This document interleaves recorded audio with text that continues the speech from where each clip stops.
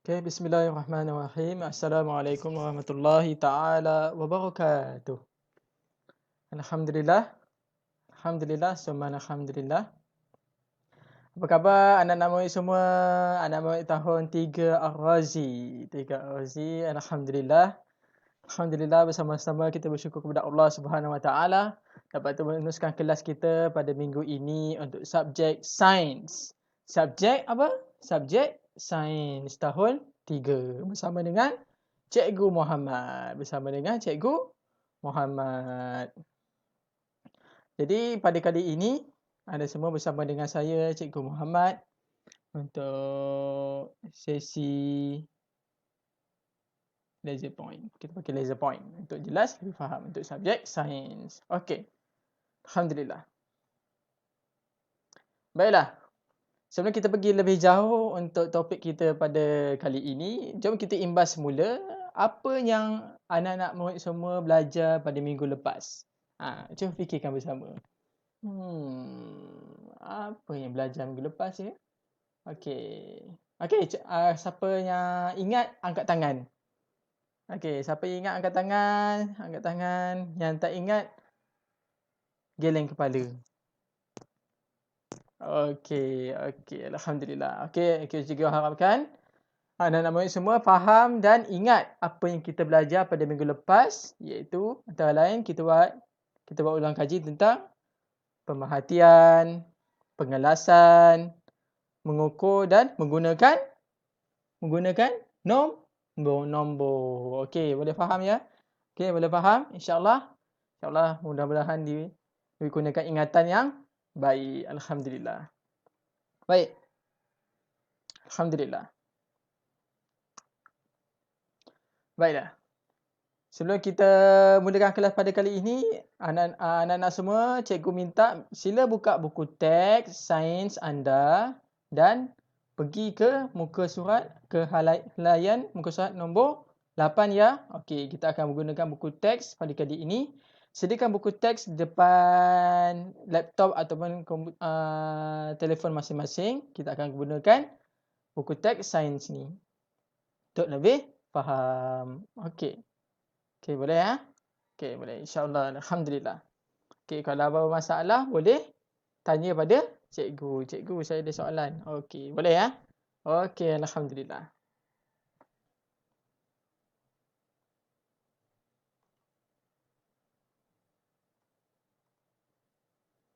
Baiklah. Pada kali ini, topik hari ini, kita akan belajar berkaitan dengan membuat inference. Membuat apa?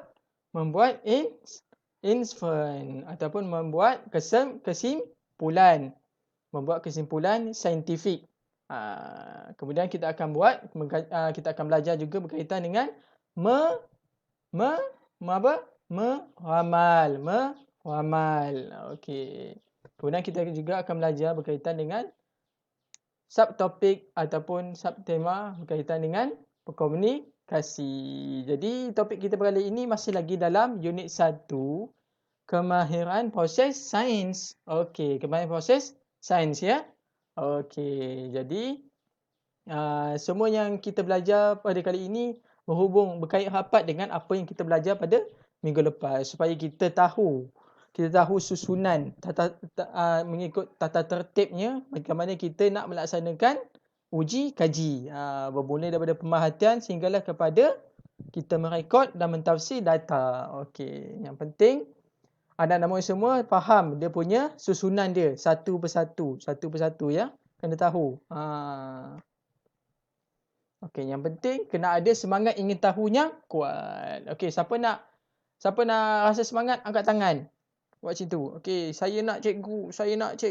Okey. Okey, alhamdulillah. Okey, terus. Okey. Apa itu inference? Membuat inference. Membuat inference ialah kemahiran menyatakan kesimpulan awal yang munasabah untuk menerangkan sesuatu pemerhatian. Okey, mari kita ikuti perbualan Langgi dan rakan-rakannya di bawah. Okey, bukan di bawah ni ya. Okey, sekarang ni kita akan menggunakan kelima-lima diri kita, itu telinga, hidung, mulut, telinga dan tangan untuk kita membuat inference. Okey. Okey, kawan Langgi dia tanya, Langgi, mengapa pokok ini kelihatan hijau dan segar? Jadi Langgi berkata, mungkin pokok ini disiram dengan air setiap hari.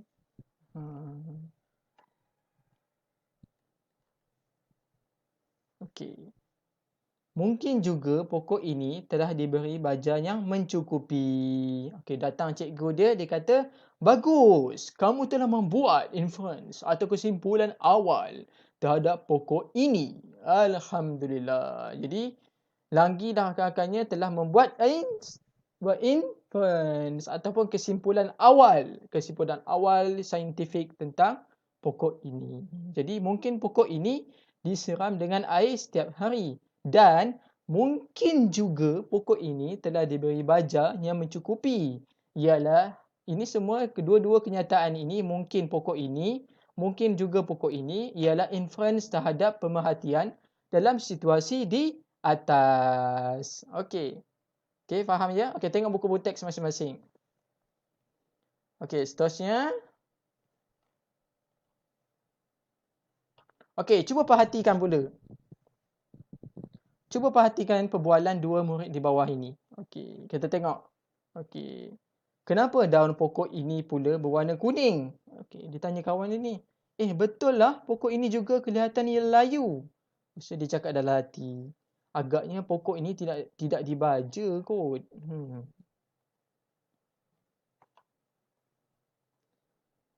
Jadi dia kata, agaknya pokok ini tidak cukup air. Tanahnya juga nampak kering, tak ada kesan-kesan basahan ataupun kena air hujan ataupun kena siram.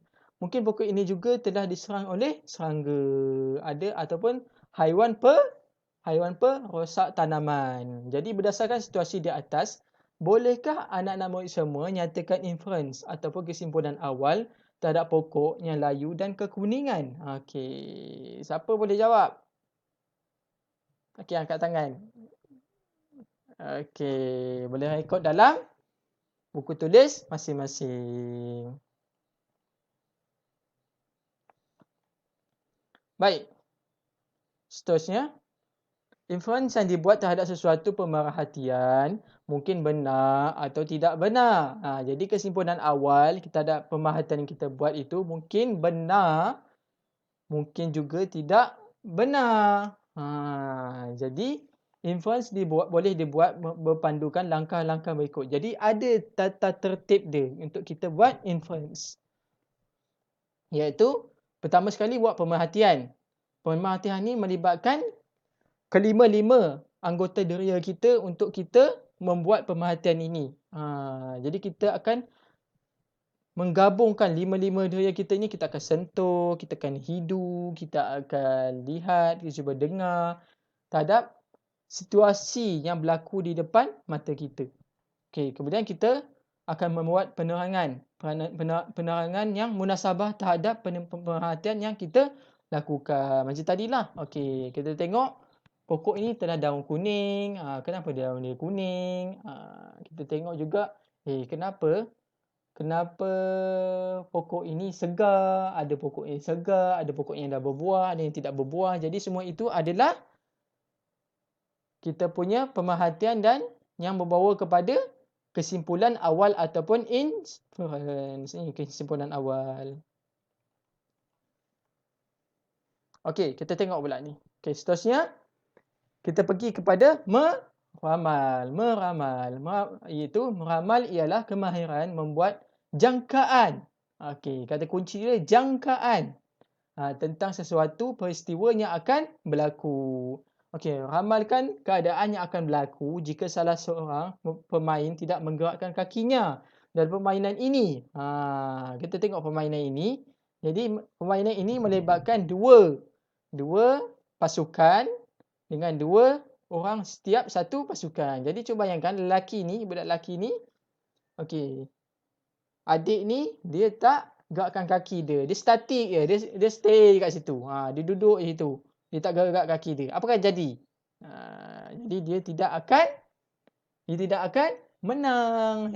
Jadi peserta ni kumpulan ni tidak akan menang. Tapi ramalan yang dibuat mungkin benar atau tidak benar. Contohnya dia dah laju dah. Okey, tiba-tiba dia ni speed up, ditambah kelajuan, dia loncat, terus menang. Boleh jadi juga, betul tak? Ha.